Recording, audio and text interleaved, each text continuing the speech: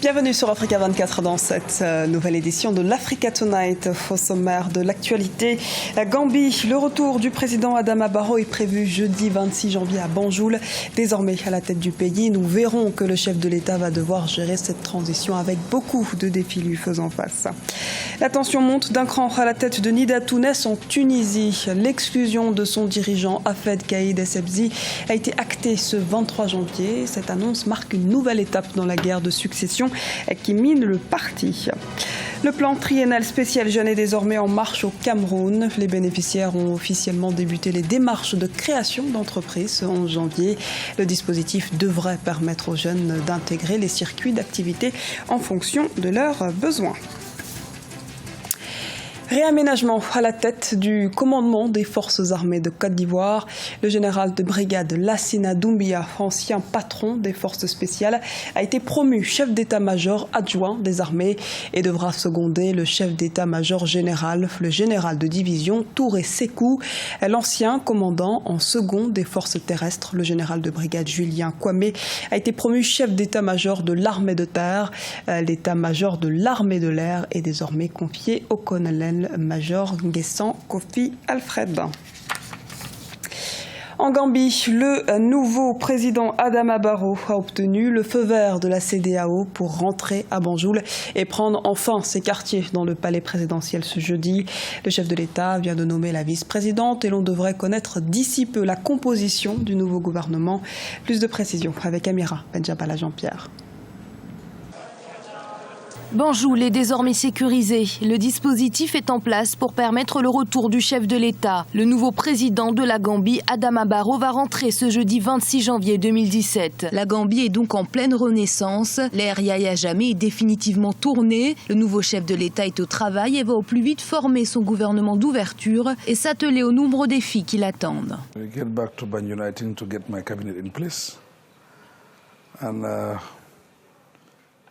J'ai l'intention de mettre en place mon cabinet dès mon retour à Banjul. Ensuite, nous créerons une banque des expatriés et nous rassemblerons nos techniciens afin de débuter le travail. La situation est calme, la situation est sûre. La question n'est pas de savoir s'il faut pardonner à jamais. La question est de connaître la vérité. Nous allons discuter et mettre en place une commission vérité et réconciliation pour savoir ce qui s'est passé et puis nous passerons à autre chose. Si la commission fait un rapport, nous agirons sur la base du rapport.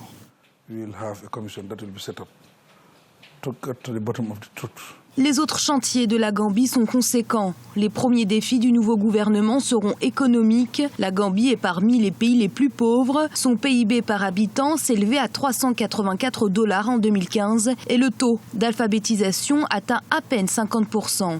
Par ailleurs, 60% de la population vit dans la pauvreté. Pour y remédier, le président Adama Barrow compte s'ouvrir aux partenaires extérieurs, à commencer par la République populaire de Chine. La Chine a eu une relation de longue date avec la Gambie, en particulier pendant la Première République, et la partie postérieure de jamais. Je pense qu'ils sont des partenaires positifs et cette fois, elle nous accompagne dans cette voie du changement. L'ambassadeur chinois est venu me voir, nous avons longuement discuté et je pense qu'il y aura beaucoup de contacts entre la Gambie et la Chine.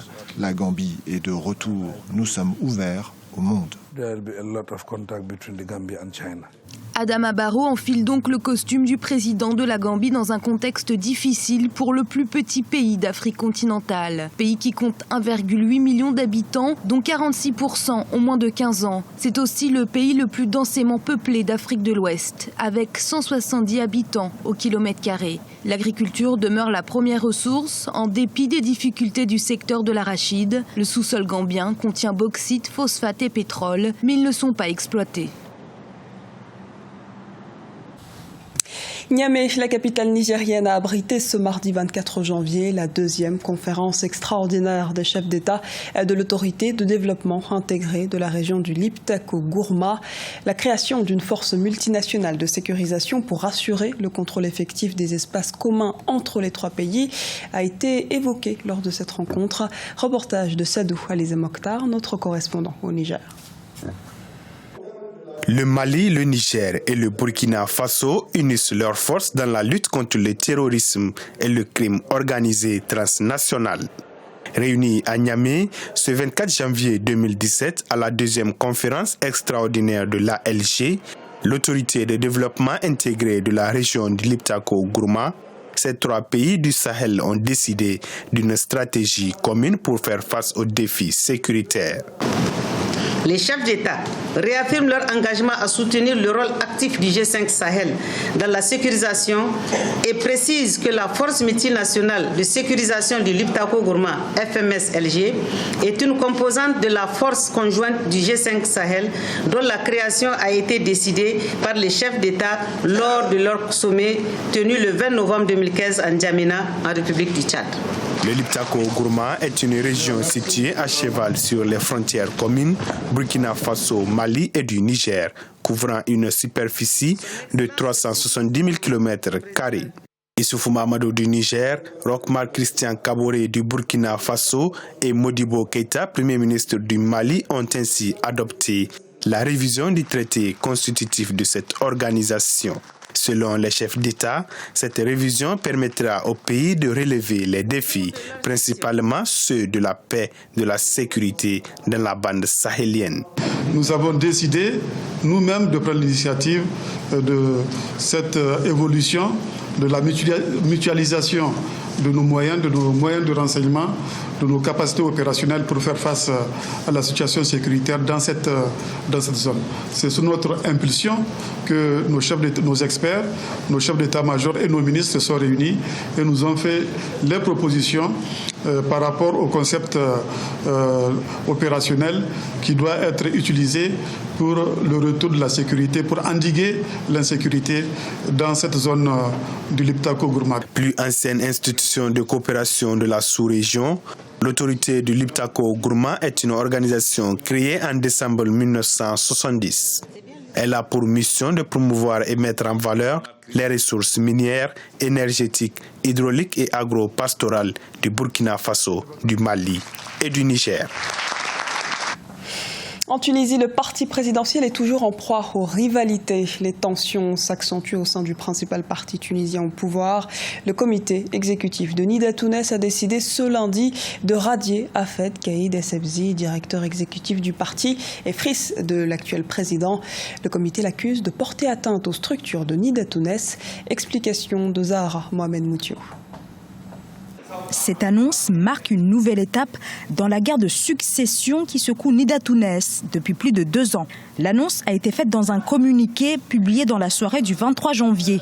L'un des 2 camps rivaux y indique l'exclusion de Hafed Kaïd Essebsi, alors directeur exécutif du parti. Le fait qu'il soit le fils de son père a joué contre lui.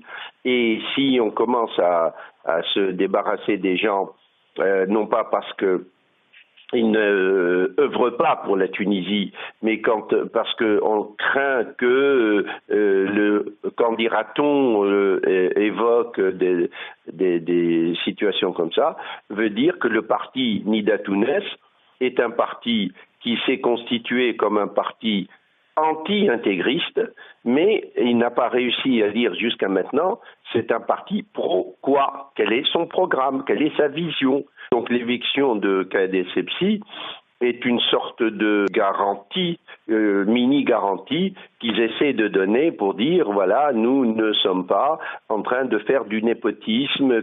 La maladie du parti Nida Tounes est que c'est un parti constitué contre les intégristes, et non pas pour quelque chose. Et dès qu'il a été élu au pouvoir, la première chose qu'il a faite, c'est qu'il s'est associé aux intégristes. C'est en janvier 2016 qu'Hafed Kaïd Essebsi a pris la tête du parti fondé en 2012 par son père, actuel président de la République.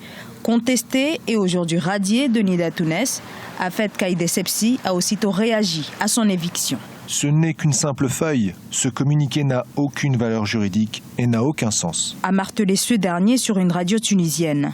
Nida Tounes est une formation hybride composée de personnalités de gauche et de centre-droit, mais également d'anciens dignitaires du régime de l'ancien chef de l'État, Zine El Abidine Ben Ali. Les guerres de factions se succèdent, mais malgré la crise sur son leadership, Nida Tounes arrive en tête des intentions de vote aux prochaines élections législatives. La bonne gouvernance progresse au Rwanda. Le pays des 1000 collines figure dans la liste des pays les moins corrompus d'Afrique.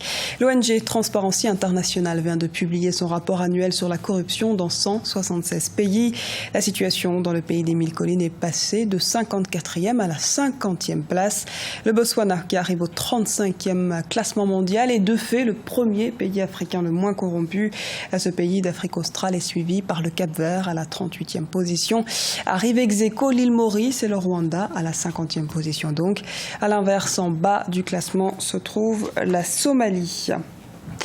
Au Cameroun, le plan triennal spécial jeune est en marche. Pour cette première phase, une trentaine d'entrepreneurs ont été sélectionnés et leurs projets sont en cours de réalisation. Le plan effectif depuis le 11 janvier 2017 a pour objectif de lutter contre le chômage des jeunes. Reportage de notre correspondant au Cameroun, Chérif Ousmane Bardonka. Lancée officiellement le 11 janvier 2017 à Yaoundé, cette opération décrétée par le chef de l'État en février 2016 a vu 38 jeunes issus des 10 régions du pays recevoir matériel et chèques en vue de la mise en œuvre de leurs projets. Sont ainsi ciblés l'agriculture, l'industrie, l'économie numérique et l'innovation technologique. Et pour ce faire, le ministère de la Jeunesse a développé 3 composantes orientées vers les besoins spécifiques des jeunes. Et ce domaine couvre en réalité l'ensemble des activités de la jeunesse. Vous savez, c'est ça la spécialité de ce plan triennal spécial jeune. Nous recueillons d'abord les aspirations des jeunes. Je dois vous dire à date, sur les 160 000 jeunes inscrits à l'observatoire, quand on a fait le traitement informatique de leurs aspirations, tous rentrent dans ces 4 secteurs et surtout dans les 17 spécialités filières d'insertion identifiées. Paul-Julien Bakilis est l'un des bénéficiaires du plan triennal spécial jeune dans la région du littoral. Cet ingénieur chimiste a été sélectionné pour la pertinence de son projet. Après un stage dans une savonnerie, il a décidé de s'installer à son propre compte. Avec les 4 700 000 francs CFA qu'il recevra du gouvernement, Paul-Julien Bakilis ambitionne développer son entreprise et recruter une dizaine de jeunes. Mon projet, je l'ai évalué à 13 millions et j'ai sollicité un financement de 11 millions. Bon, j'ai évalué le projet, j'ai évalué la rentabilité et tout ce qui va avec par la mise sur pied d'un business plan. Et puis, mon projet a été évalué rentable au-delà de 3 ans et demi. Et d'autres points forts de mon projet, c'est les emplois que ça va générer. Mon fonds propre était à 2 millions. Sur cette base-là, je n'aurais jamais pu mettre sur pied une savonnerie. Mais avec l'apport que le plan triennal, la plus-value, c'est forcément me permettre déjà de mettre sur pied mon entreprise, créer des emplois. À terme, 1,5 million de jeunes seront enrôlés dans ce plan qui s'étalera sur 3 ans pour un coût global de 102 milliards de francs CFA. Pour le président de la République, Paul Biya, cette initiative devrait assurer la promotion et l'épanouissement intégral de la jeunesse et devrait par la même occasion lui donner une autonomie économique. C'était le journal de la rédaction. Merci de nous avoir suivis. Retrouvez dans un instant une nouvelle édition de l'Africa Tonight sur Africa 24.